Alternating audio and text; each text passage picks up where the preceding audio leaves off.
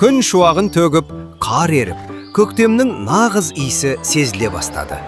Ауылда мерекелік көңіл-күй. Боз балалар арқан тартысып жатыр. Арман мен бәйшешекті бүгін не күтіп тұр екен? Уа ағайын, уа жамағат, білегінде күші, жүрегінде түгі бар жан болса, алға шықсын.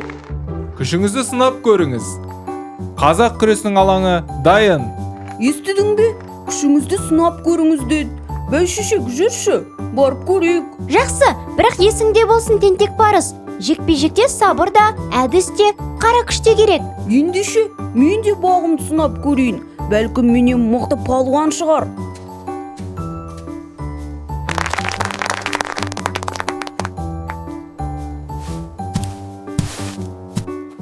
Бұл Қажымұқан атама? Я, бұл қазақтың атын әлемге танытқан күш атасы. Дара палуан Қажымұқан Мұңайтпасұлы.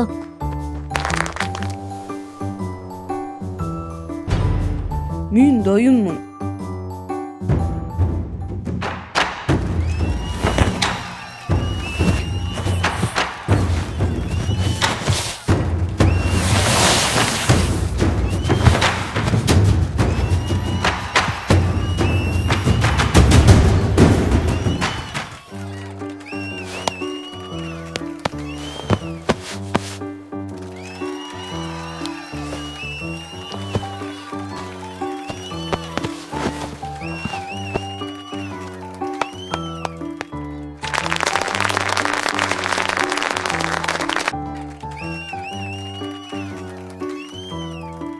Мен ұтылдым.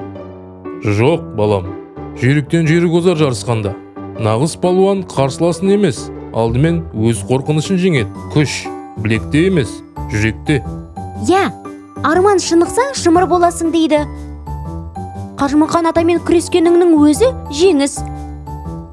Сонымен, біз бүгін Наурызнаманың 7-ші асуы ұлттық спорт күнінде тамамдадық.